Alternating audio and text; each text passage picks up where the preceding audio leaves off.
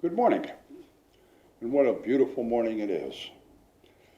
I'd like to begin today with little bit of levity, and it's difficult just speaking to a camera. I don't know if you're going to chuckle or not, but I think it's humorous.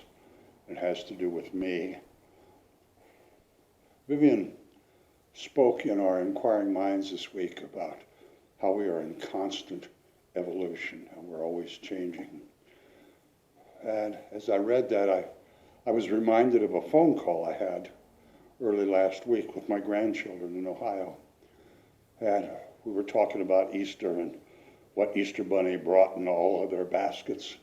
They were talking about their candy and their jelly beans. One of my grandsons asked, "Grandpa, what's your favorite kind of candy?" And 10 years ago, I'd have said Snickers, just that quick. But I thought about it for a minute, and I haven't had a Snickers bar in a really long time. And as I thought, I guess I'd have to say that my favorite candy now is Tums, and not the regular Tums, the assorted artificial fruit flavored Tums. They're to die for. Actually, more accurately, when I feel like I'm going to die, I eat some Tums and then I don't feel like I'm going to die. Evolving, getting old. Anyway, that's it for the levity portion of the message this morning. I've got a couple of announcements. We now have a music video. It's called Wayne's Gift of Music. And if you go to the YouTube page or YouTube channel, it's the posting right before today's. And he did a beautiful job, and Wayne, thank you very much. It's nice to have something up there that's different than just this old guy talking. Another announcement. A couple of weeks ago, I was asked to participate in a little experiment. And I was asked by Natalie Dole. You all know Natalie. She's one of our newer members here at Church of the Oaks. And as of January, the annual meeting, she was really excited about offering a class or some courses. And then the thing happened. Well, she decided to do emails. And for a 2-week period of time, the experiment was she was going to do emails, like a short class every day for 2 weeks, see what kind of feedback she got. Well, her feedback was quite favorable, and now she's going to do it as a weekly thing every Friday. And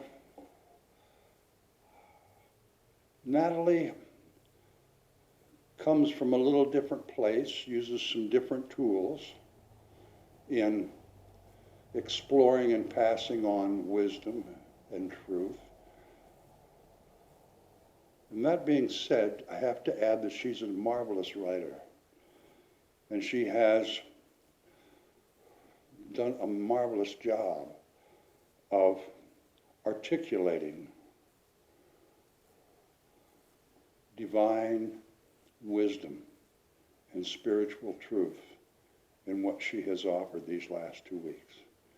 And while this is not an official Church of the Oaks program, I would encourage each one of you maybe to check it out.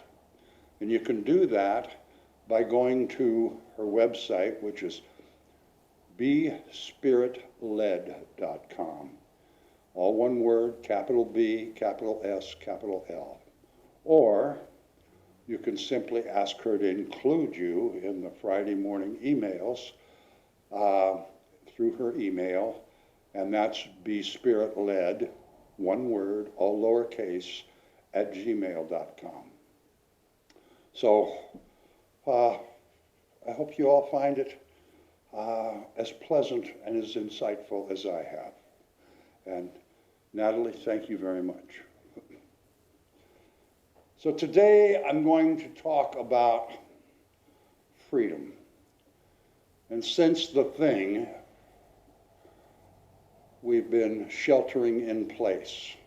And I believe I've heard come out of my mouth words like martial law and house arrest. and how frustrating it is that most of us feel that our freedoms have been encroached upon. Well, I think, true, our activities and our relationships have been limited. I don't think our true freedom has been touched. This thing I call true freedom is your right, your freedom to think and discern. And to get to this place where we can exercise and realize our true freedom, we have to drop the labels. All of us call ourselves, most of us call ourselves conservatives or liberals or progressives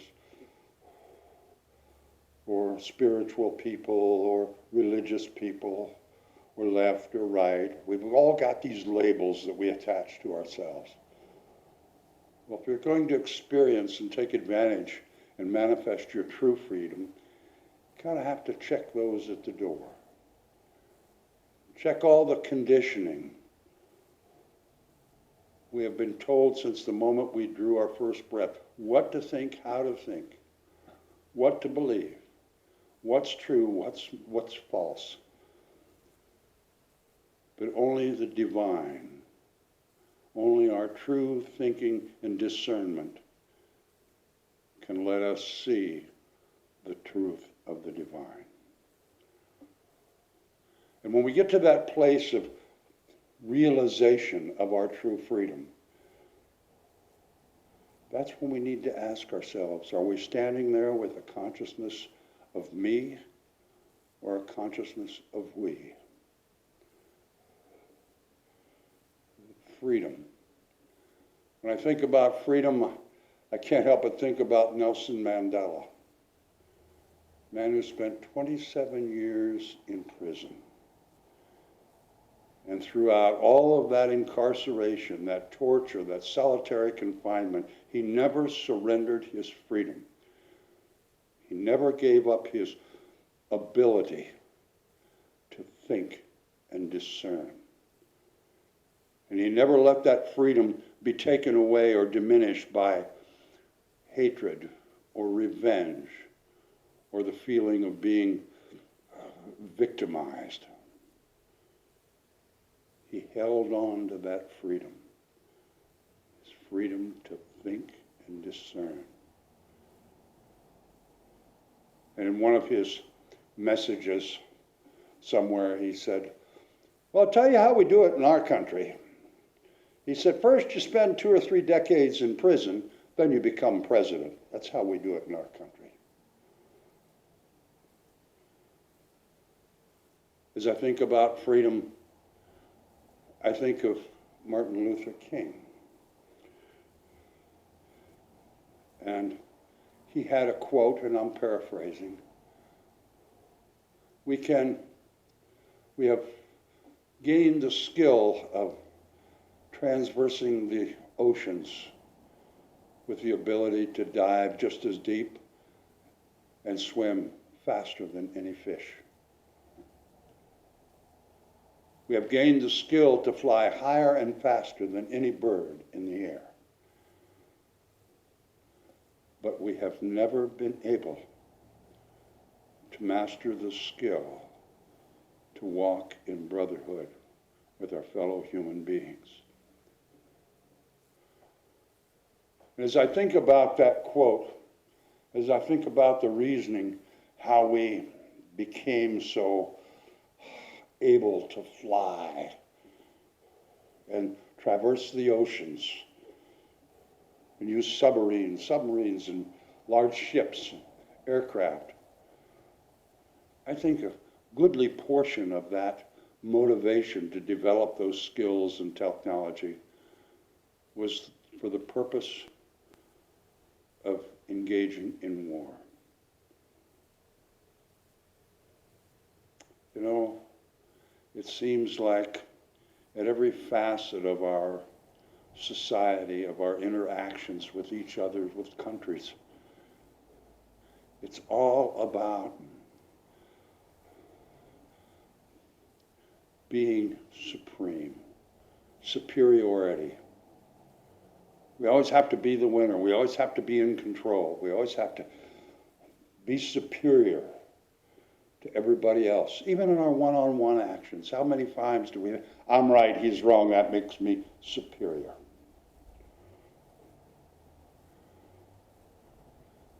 I heard a lecture by Rabbi Michael Lerner the other day. Most of you are familiar with him. He's written some amazing books. He's a very insightful human being. And he was talking about how we as humans always label and demean our fellow human beings. I think about words that have come out of my mouth concerning people affiliated with certain political beliefs. They're a bunch of fascists. They're ignorant, stupid, knot-headed. All of us do that. And why do we do that? So we can feel superior. He talked very, very much about politics in this talk. And he made a comment that I thought about. He said that the most important mistake that Hillary Clinton did in the last presidential election was she called the Republicans, the knot-headed, stupid, fascist ones, she called them deplorable. How can you ever expect to bring a country together to solve problems if you constantly insult and demean and devalue the other human beings of our country?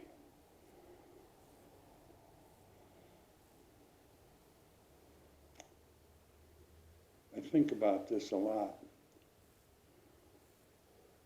There are a lot of different opinions in this world. And if we sit down with people and try to solve the problems that we have, we're going to have different opinions. We can call them deplorable and stupid and fascist if we want, but we aren't going to get anything done. We're going to maintain an adversarial relationship. And that's true in our politics, that's true with religion or philosophy or theology or our personal relationships, how we interact with each other.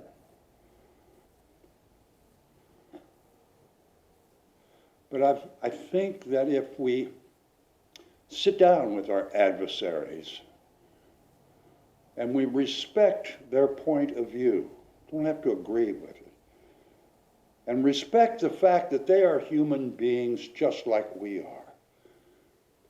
They've come to their beliefs and their opinions just like we have.